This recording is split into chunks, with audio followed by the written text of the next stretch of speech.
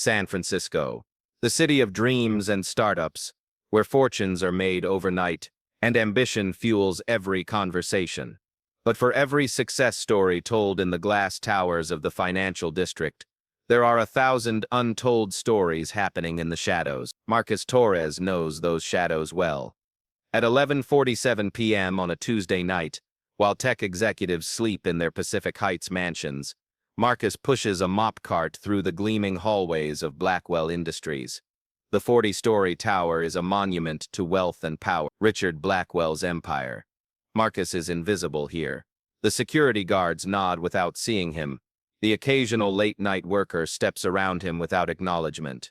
He's 24, but the fluorescent lights make him look older. His maintenance uniform hangs loose on his thin frame, but Marcus has a secret. Every night at midnight, when his official shift ends, Marcus doesn't go home. He doesn't clock out. Instead, he rides the elevator to the 38th floor, the empty executive conference room, opens his battered laptop, and enters a different world entirely. The laptop is 7 years old. The screen flickers. But when Marcus's fingers touch the keyboard, magic happens. Lines of code flow across the screen. Python, JavaScript, C++.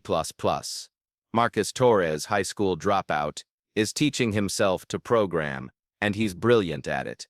To understand why Marcus refuses to give up, why he studies until his eyes burn and his fingers ache, you have to understand what he lost. The apartment on Mission Street wasn't much. 700 square feet, peeling paint, radiator that clanked through cold nights. But it was home. It was where Marcus grew up, where his mother, Elena Torres, worked double shifts as a hospital aide to keep a roof over their heads after Marcus's father died when he was 8. Elena was a fighter. Breast cancer at 41. She beat it. Lost her hair, her savings, her strength, but she beat it. She came back to work. She survived. But she couldn't survive Richard Blackwell. Blackwell Residential Properties bought their building in March. Within 60 days, the eviction notices came. Not just for the Torres family. For everyone. 23 families. The building was undergoing renovation for luxury conversion. The rent-controlled apartments where families had lived for decades would become high-end condos, selling for $2 million each. Elena fought. She joined the tenant association. She went to city council meeting. She stood on the steps of City Hall with a cardboard sign that read, "Homes, not profits." Richard Blackwell never saw her, never heard her, never cared. The eviction was legal. Technically, the notices were served properly. The laws were followed, but the laws were written by people like Blackwell. For people like Blackwell, on a gray morning in November, 3 years ago, the sheriff's deputies came. They gave the Torres family 2 hours to pack what they could carry. Elena begged for 1 more week. Just 1 more week to find a place. The deputy was apologetic but firm. "I'm sorry, ma'am. I have my orders." Marcus was 22. He stood in the empty apartment after everything was removed. The walls where he'd marked his height as a child, the kitchen where his mother taught him to cook, arroz con pollo, the window where he'd watched the city and dreamed of a different life. All of it, gone. They moved into a shelter. Elena's health, already fragile, collapsed under the stress. The cancer came back, aggressive, unstoppable. She didn't have insurance anymore. She'd lost her job when she couldn't maintain a stable address for the employment records. Marcus sat beside her hospital bed in the county facility. She was thin, so thin. The vibrant woman who'd raised him alone was fading. "Mijo," she whispered, her voice barely audible. "Don't let anger eat you alive. Promise me." "I promise, Mama. Be better than them. Be smarter. Find a way." 3 days later, Elena Torres died. She was 44 years old. Marcus stood alone at her funeral. 7 people attended. The priest didn't know her name. At the cemetery, as rain fell on the cheap casket, Marcus made a vow. He didn't know how. He didn't know when. But somehow, someday, he would make Richard Blackwell answer for what he'd done. Not just to Elena Torres, to all of them. Grief can destroy you, or it can forge you into something stronger. Marcus chose strength. With no money, no degree, and no prospects, Marcus took the only job he could find, night janitor at Blackwell Industries. The irony wasn't lost on him. He would clean the floors of the man who destroyed his family. But Marcus had a plan. He'd always been good with computers. In high school, before he dropped out to help his mother with medical bills, he'd taken an introductory programming class. The teacher, Mr. Patel, had told him he had talent. Real talent. You think in code, Marcus. That's rare. Now, alone in the city with nothing left to lose, Marcus dove into programming with obsessive intensity. He couldn't afford courses or boot camps, so he used free resources. MIT's open courseware, free code camp, YouTube tutorials, Stack Overflow. He studied every free moment between shifts, and late at night, in the empty conference room on the 38th floor, he practiced. He built websites, created algorithms, solved problems, hour after hour, night after night. 6 months passed. Marcus's skills grew. He started taking on freelance projects through anonymous online platforms. $50 here, $100 there. It wasn't much, but it was progress. He was building something, becoming someone. But more than that, being inside Blackwell Industries gave Marcus access. At first, it was innocent curiosity. The company's internal network wasn't particularly secure. Marcus noticed it. While connecting to the guest Wi-Fi, sloppy firewall configurations, outdated security protocols. For a company worth hundreds of millions, their cybersecurity was shockingly weak. Marcus told himself he was just looking, just learning. He never touched anything, never downloaded anything, until the night he found the folder. It was 2:37 a.m. on a Thursday in April. Marcus was working on a personal coding project when his computer pinged. A routine network scan he'd programmed to map the company's system architecture. A learning exercise, he told himself. The scan revealed something unusual. A server partition labeled RBP, Internal Archive. Not hidden, exactly, but not advertised. Protected by a password, but the encryption was weak, almost insultingly weak. Marcus stared at the screen. Every instinct told him to close the laptop, walk away. This was crossing a line, but Elena's face flashed in his mind. The shelter, the hospital, the funeral. His fingers moved across the keyboard. 15 minutes later, the encryption broke. The folder contained thousands of files. Marcus's hands shook as he opened the first one, then the second, then the 10th. What he found turned his blood to ice. Internal memos from Richard Blackwell himself, communications with city officials, bank transfers, legal documents, years of correspondence. But it was the subject matter that made Marcus's heart pound. Blackwell Residential Properties wasn't just buying buildings and evicting tenants. They were systematically targeting rent-controlled buildings, bribing city inspectors to cite false violations, paying off city council members to fast-track eviction proceedings, and falsifying renovation permits. There were spreadsheets, hundreds of properties, thousands of families, all evicted through fraud and corruption. One email from Blackwell to his legal team stood out.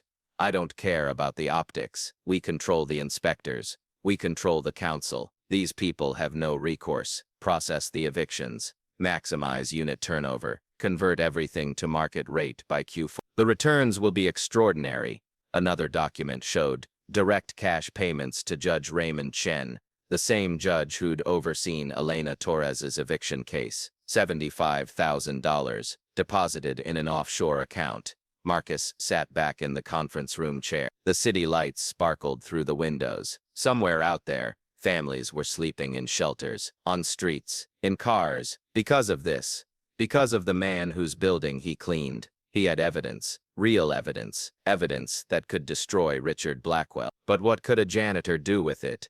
David Chen didn't believe in fate. He believed in hard work, smart decisions, and calculated risks. That's how he'd built Chen Analytics from a Stanford dorm room project into a $40 million AI company in just 7 years. But on a Tuesday afternoon in late April, fate walked into his office anyway. David had a meeting at Blackwell Industries, a potential partnership. Blackwell was investing in tech now, diversifying his portfolio. David was skeptical. Real estate moguls rarely understood software, but $40 million in potential funding was worth a conversation. The meeting ran late. David stayed to review documents in one of the conference rooms. At 8:45 p.m., he stood to leave. That's when he saw him, a janitor, young, maybe mid-20s, pushing a cart through the hallway. But something was off. The way he moved, the intensity in his eyes. He didn't look like someone just going through the motions. David thought nothing of it. At 11:30 p.m., David returned to the office. He'd left his phone in the conference room. Stupid mistake. The building was nearly empty. The security guard waved him through. As David rode the elevator to the 38th floor, he checked his watch. Late. His wife would be asleep. His kids would be asleep. He'd missed dinner again. The elevator doors opened. The floor was dark, except for one room, the conference room at the end of the hall. Light spilled through the glass walls. David walked quietly down the hall. Through the window, he saw him, the janitor, but he wasn't cleaning. He was sitting at the conference table, laptop open, fingers flying across the keyboard. The screen displayed something David recognized immediately, an IDE, an integrated development environment. The janitor was coding, and not just code. David stepped closer, professional curiosity overriding social boundaries. He could see the screen clearly now. Python, a machine learning algorithm, image recognition. From the look of it, the code was clean, efficient, sophisticated. David knocked gently on the glass door. Marcus jumped like he'd been electrocuted. His hand slammed the laptop shut. He spun around, face pale. I'm sorry, I wasn't. David raised both hands in a peaceful gesture. Hey, it's okay. You're not in trouble. Marcus stood, ready to run. His mind raced. He'd be fired, arrested. This was trespassing. Unauthorized computer use. He'd broken so many rules. David stepped into the room. I'm David Chen. I had a meeting here earlier. Came back from my phone. He gestured to the phone sitting on the windowsill. But I saw what you were doing. That's a neural network, right? Image classification. Marcus stared. You code. David laughed. I own an AI company. Yeah, I code. He gestured to the closed laptop. Can I see what you were working on? For the next 45 minutes, two worlds collided. Marcus, hesitantly at first, then with growing confidence, showed David his work, projects he'd built, problems he'd solved. The machine learning algorithm was for a facial recognition system that could identify individuals in low-light conditions, something Marcus had been experimenting with for weeks. David was stunned, not just by the quality of the work, but by the fact that this young man, a janitor, self-taught, using a laptop held together with duct tape, was producing code that would be impressive from a Stanford graduate. Where did you learn this? David asked. Online, free courses, books from the library. You didn't go to college. Marcus's jaw tightened. No, I dropped out of high school. Family stuff. David nodded slowly. He didn't push. What's your name? Marcus. Marcus Torres. Marcus, I'm going to ask you something, and I want you to think carefully before you answer. Would you like a job? Marcus blinked. What? A job at Chen Analytics. We need good developers. Great developers. You're great. I'm a janitor. Right now you are. Tomorrow you could be a software engineer. Marcus felt dizzy. This couldn't be real. Things like this didn't happen. Not to people like him. I don't have a degree. I don't have experience. You have skill. That's what I care about. David pulled out his phone. I'm serious about this. Come to my office tomorrow, 3 p.m. We'll do a proper interview. If you're as good as I think you are, I'll offer you $85,000 a year to start. Full benefits, equity options, $85,000. Marcus made $18,000 a year, cleaning floors. Why? Marcus's voice cracked. Why would you do this? David was quiet for a moment. 15 years ago, I was a grad student eating ramen and sleeping on friends' couches. A venture capitalist took a chance on me, gave me my first real funding. I asked him the same question. You know what he said? Marcus shook his head. He said, because somebody took a chance on me once, and that's how this is supposed to work. David extended his hand. So what do you say, Marcus? You want a chance? Marcus looked at the hand, at David's face, at the impossible opportunity dangling in front of him. He thought of his mother, of her voice in the hospital. Be smarter, find a way. He shook David's hand. Yes, Yes, I want a chance. Marcus didn't sleep that night. He sat in his tiny studio apartment, 400 square feet in the Tenderloin, the cheapest place he could find, and stared at his laptop, the folder, the evidence, Blackwell's crimes, documented in meticulous detail. He'd copied everything before he met David, transferred it to an encrypted drive. He told himself it was for insurance, for justice, for his mother, but now everything was different. Tomorrow he'd interview at Chen Analytics. Tomorrow his life could change. He could leave the shelters, the poverty, the endless struggle behind. He could become someone, build something. He could escape. But the folder sat on his desktop, a glowing accusation. What about the others? What about the families still being evicted, still being crushed by Blackwell's machine? If he took David's offer, and he desperately wanted to take David's offer, would he become complicit in his own silence? Would he be betraying his mother's memory? Marcus opened the folder, read through the documents again, his hands clenched into fists. Richard Blackwell had destroyed hundreds of families, bribed judges, corrupted officials, and he'd gotten away with it because people were afraid, because people had too much to lose by fighting back. Marcus had spent 18 months planning revenge, dreaming of the moment he could expose Blackwell, make him pay. But that was before David Chen, before the job offer, before hope. He could walk away, take the job, build a new life, let someone else fight that battle. Or, Marcus pulled up a web browser, searched for San Francisco investigative journalists. One name appeared repeatedly, Lisa Moreno, award-winning reporter for the San Francisco Chronicle, known for exposing corruption, taking down powerful people. Marcus stared at her contact information. He thought about his mother, about Elena Torres, who never stopped fighting even when fighting cost her everything. Be better than them, be smarter. His finger hovered over the keyboard. He could have everything he wanted, or he could do what was right. At 4:17 a.m., Marcus made his choice. He sent the email. The interview at Chen Analytics was surreal. Marcus sat in a glass-walled office, overlooking the bay. David introduced him to the development team. They gave him a coding challenge, build a functional web application that could process user input and return results from an API. Time limit, 2 hours. Marcus finished in 45 minutes. The lead engineer, Jennifer Park, reviewed his code with increasing disbelief. This is really good, clean, efficient, well documented. David smiled. So, do we hire him? Jennifer looked at Marcus. Where did you say you worked before? Blackwell Industries. Doing what? Marcus met her eyes. I was a janitor. Silence. Then Jennifer laughed, not mockingly, with pure delight. Hell yes. We hire him. When can you start? That afternoon, Marcus Torres signed an employment contract, $85,000 annually, health insurance, 401k, matching, stock options. He sat in David's office. After the paperwork was done, David leaned back in his chair. You start Monday. Take the rest of the week to get settled. Buy some new clothes. Get some rest. Your life just changed. Marcus, Mr. Chen, David, I need to tell you something. Marcus took a breath. He explained everything. The eviction, his mother, the evidence he'd found, the email to Lisa Moreno. David listened without interrupting. When Marcus finished, David was quiet for a long time. Do you understand what you're risking? David finally said. Blackwell will destroy you if he can. He'll sue you. He'll come after you with everything he has. I know. You're about to start a job that could change your entire life. You could walk away from this. Let someone else handle it.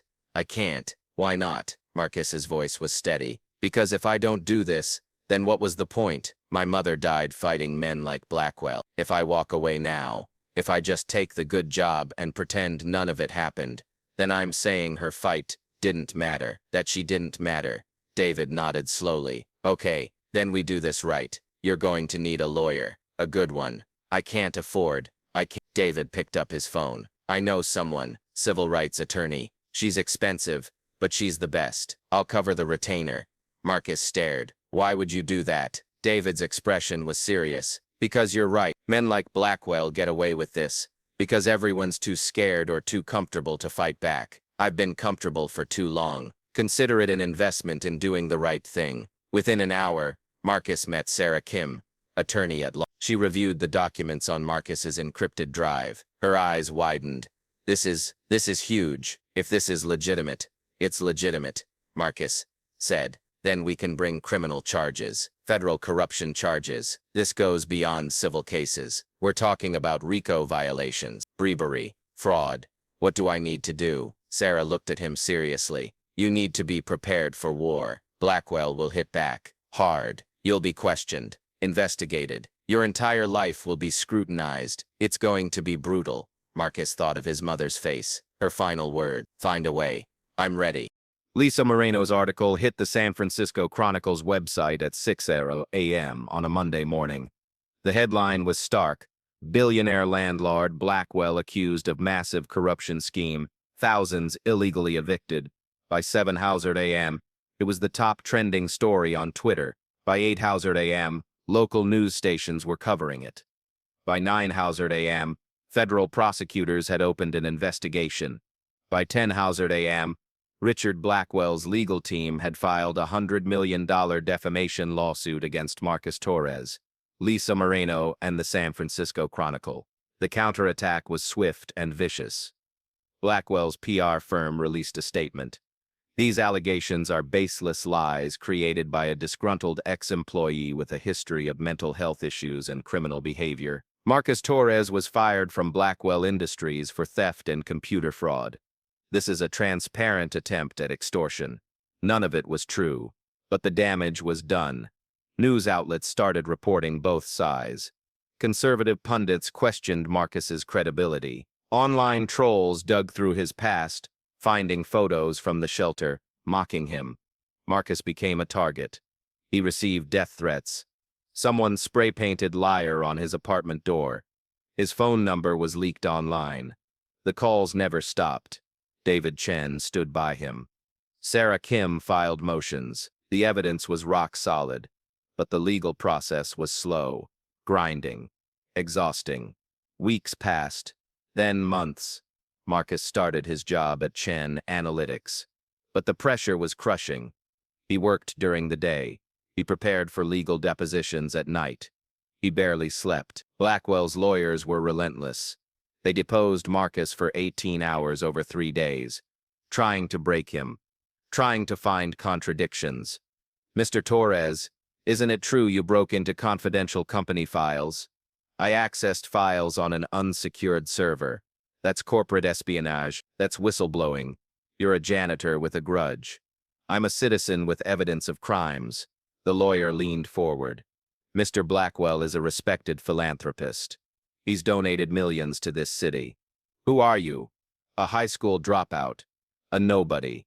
Why should anyone believe you? Marcus met his eyes. Because the truth doesn't care about your net worth. The preliminary hearing was scheduled for October 15th. Federal Court. Judge Patricia Morrison presiding. The courtroom was packed. Media filled every seat. Blackwell sat at the defense table, perfectly composed, flanked by 6 attorneys in expensive suits. Marcus sat at the plaintiff's table with Sarah Kim. He wore a borrowed suit. His hands trembled. The prosecutor, Assistant U.S. Attorney James Wong, methodically presented the evidence. Emails, bank records, falsified documents, testimony from whistleblowers, city inspectors and council members who'd flipped, taking immunity deals in exchange for their testimony. The case was damning, but Blackwell's defense team was skilled. They attacked every piece of evidence, questioned every witness, created doubt wherever possible. Ladies and gentlemen, Blackwell's lead attorney argued, my client is being railroaded by a vindictive ex-employee and opportunistic prosecutors looking for headlines. Yes, buildings were purchased. Yes, evictions occurred, but everything was legal. Every eviction was properly processed through the courts. If city officials broke the law, that's on them, not Mr. Blackwell. It was effective, too effective. Marcus watched the judge's face. She was impassive, unreadable. Then Sarah Kim stood. Your Honor, I'd like to call Marcus Torres to the stand. Marcus's legs felt like water as he walked to the witness stand. He was sworn in. His voice sounded distant to his own ears. Sarah approached him gently. Miss Torres, can you tell the court how you came to possess the evidence we've seen today? Marcus explained. The job at Blackwell Industries. The late nights. The discovery. And why did you access those files? Because I suspected criminal activity. Because of what happened to your mother. Yes. Tell us about your mother. Blackwell's attorney stood. Objection. Relevance. Your Honor, Sarah said, the defendant's legal team has spent this entire hearing attacking Mr. Torres's credibility and motivation. I think the court deserves to understand why he risked everything to bring this evidence forward. Judge Morrison nodded. Overruled. Answer the question, Mr. Torres. Marcus took a breath, and then he told the story. He told them about Elena Torres, about the eviction, the shelter, the cancer, the hospital, the funeral. He told them about the night he found his mother unconscious on the shelter floor, because the stress had caused her body to shut down. He told them about holding her hand as she died, while Richard Blackwell slept in a mansion with 12 bedrooms. My mother fought, Marcus said, his voice breaking. She fought every day. She went to meetings. She protested. She did everything the system told her to do. And she died anyway, because the system is rigged for men like Richard Blackwell. He looked directly at Blackwell. You didn't just evict my mother. You killed her, and you killed hundreds of others by taking away their homes, their stability, their hope. You did it because you could, because you're rich enough to buy judges and city officials, because you think people like my mother don't matter. The courtroom was silent, but she mattered. They all mattered, and I'm not going to let you pretend you didn't know. I'm not going to let you hide behind lawyers and PR firms. Marcus held up the flash drive. This is proof. Not opinion, not accusations. Proof. Your emails, your bank transfers, your own words, condemning you. Blackwell's face had gone pale. Sarah approached the bench. Your Honor, I'd like to enter this evidence into the record. The flash drive was accepted. The courtroom erupted. Reporters rushed for the doors. Cameras flashed. Judge Morrison slammed her gavel. Order. I will have order in this court. As the chaos settled, the judge looked at Blackwell, then at the prosecutors, then at Marcus. This court will recess for 2 hours. When we return, I'll rule on the motion to proceed to trial. She stood. Miss Blackwell, I strongly suggest you speak with your attorneys. 2 hours later, Richard Blackwell stood before the judge. His lead attorney's voice was flat. Your Honor, my client wishes to enter a plea agreement. The words hung in the air. Blackwell was pleading guilty to bribery, to fraud, to racketeering. In exchange for his cooperation and a full accounting of his crimes, prosecutors agreed to recommend 15 years in federal prison instead of 30. But more than that, Blackwell was forfeiting his assets, his properties, his accounts. Everything would be liquidated. The money would create a restitution fund for every family he'd illegally evicted. It wasn't perfect justice. 15 years wasn't enough for the lives he'd destroyed, but it was something. It was accountability. Judge Raymond Chen, the corrupt judge who'd presided over Elena Torres's eviction, was arrested the same day. He would spend 8 years in prison. 3 city council members resigned in disgrace. 2 inspectors faced criminal charges. The dominoes fell, one after another, and Marcus Torres, the janitor who nobody saw, who nobody valued, had brought them all down. The day after Blackwell's plea, Marcus returned to Chen Analytics. He'd missed a week of work for the trial. He was exhausted, drained. David Chen was waiting for him. You did it, David said simply. Marcus nodded. He didn't feel victorious. He felt empty. My mother's gone, Marcus said quietly. This doesn't bring her back. No, it doesn't. David put a hand on his shoulder. But it means she didn't die for nothing. It means every family that doesn't get evicted because of what you did. They're her legacy. You're her legacy. Marcus's eyes burned with tears he'd been holding back for months. I'm proud of you, David said. Not just as your boss, as your friend. The words broke something in Marcus. He'd been alone for so long, fighting alone, surviving alone. He wasn't alone anymore. Title card. 3 years later. The conference room on the 45th floor has floor-to-ceiling windows overlooking San Francisco Bay. The Golden Gate Bridge glows in the afternoon sun. Marcus Torres stands at the head of the table. He's 27 now. He wears a suit that actually fits. His hair is professionally cut. He looks different, but his eyes sharp, determined, focused. Those haven't changed. He's presenting to a room of investors, not for himself, for something bigger. The Torres Foundation, Marcus explains, clicking to the next slide, provides coding education and job training for underserved communities. We've already trained 200 students. 85% have found employment in tech within 6 months of graduation. The investors nod, impressed. But we do more than job training, Marcus continues. We provide legal aid for tenants facing eviction. We connect families with social services. We help people navigate a system that's designed to work against them. He clicks to a photo. It shows a young woman sitting at a computer, smiling. The caption reads, Maria Gonzalez, age 19, first-generation college student, now software engineer at Google. This is why we do this, Marcus says. Because everyone deserves a chance. Everyone deserves to be seen. After the presentation, Marcus walks through downtown San Francisco. He passes the building that used to be Blackwell Industries. It's been renamed, sold, repurposed. He passes the apartment building on Mission Street, where he grew up. It's still there, still rent control. Blackwell's luxury conversion never happened. He stops at a small flower shop and buys a bouquet of yellow roses, Elena's favorite. At the cemetery, Marcus kneels beside his mother's grave. The cheap headstone has been replaced. The new one is simple but dignified. Elena Torres, 1979-2022. Beloved mother. She never stopped fighting. Hey, Mama, Marcus says softly. He places the flowers. I did it. We did it. He tells her about the foundation, about the families they've helped, about the students who are learning to code, just like he did. You were right, he says. You told me to be better, to be smarter, to find a way. He smiles, tears streaming down his face. I found a way. The sun sets over the city. Marcus stands, touches the headstone one more time, and walks toward his car. He has work to do, people to help, lives to change. Marcus Torres's story is real, not the names, not the specific details. Those have been changed, but the essence is real. Every day, someone like Marcus is fighting against systems that don't see them, against power that doesn't care about them, against odds that seem impossible.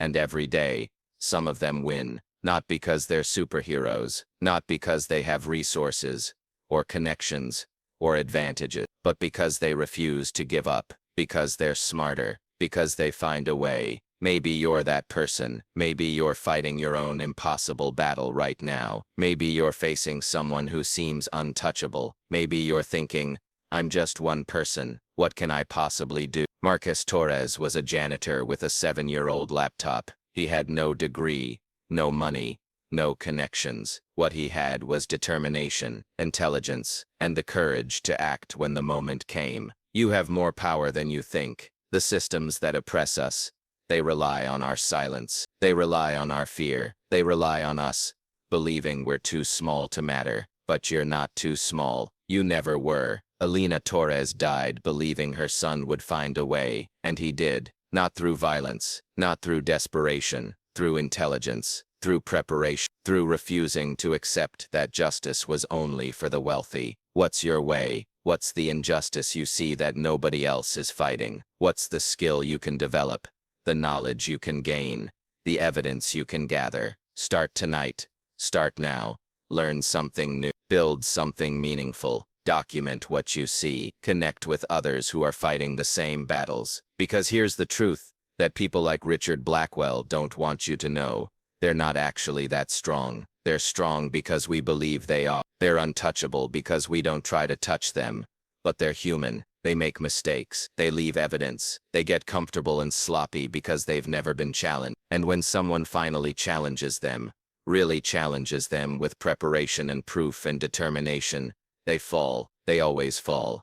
Your story doesn't end here. If Marcus Torres's journey inspired you, if it made you believe that one person can make a difference, then do 3 things. First, share this story. Click that share button. Send it to someone who needs to hear it. Someone who's fighting their own battle. Someone who's forgotten their own power. Stories like this spread hope, and hope is contagious. Second, subscribe to this channel. We tell stories of underdogs who refuse to lose. Stories of ordinary people who did extraordinary things. Because the world needs to remember that power doesn't come from wealth or position. It comes from courage and persistence. Hit that subscribe button, turn on notifications, don't miss the next story. Third, leave a comment. Tell us your story. What battle are you fighting? What change are you trying to make? This isn't just entertainment. This is a community of people who refuse to accept injustice. Share your struggle. You'll find you're not alone. And if you want to support this channel, if you want us to keep telling these stories, hit that like button. It costs you nothing, but it helps us reach more people who need to hear these messages. Remember, every revolution starts with one person who refuses to stay silent. Every change begins with someone who says, "Not anymore, not on my watch." Marcus Torres was that person for his community. Who are you going to be for yours? 6 months after the trial, Marcus received a package at the Chen Analytics office. No return address, just his name. Inside was a letter, handwritten. The paper was expensive, heavy. Marcus unfolded it. "Dear Mr. Torres, you don't know me. My name is Catherine Liu. 3 years ago, Blackwell Residential Properties evicted my family from our apartment in the Richmond district. We lost everything. My father had a heart attack from the stress. He survived, but he's never been the same. For years, I was angry, bitter. I felt helpless. Then I read about what you did, what you sacrificed, how you fought back. I just wanted you to know you saved my faith in people. You proved that justice is still possible, that good can still win. I'm in my 2nd year of law school now, at UC Berkeley. I'm going to be a tenant rights attorney. I'm going to fight for families like mine, like yours. Thank you for showing me the way. With gratitude, Catherine Liu." Marcus read the letter 3 times. Then he carefully folded it and put it in his desk drawer, next to a photo of his mother. He returned to his computer, to the code he was writing, to the work that never ended.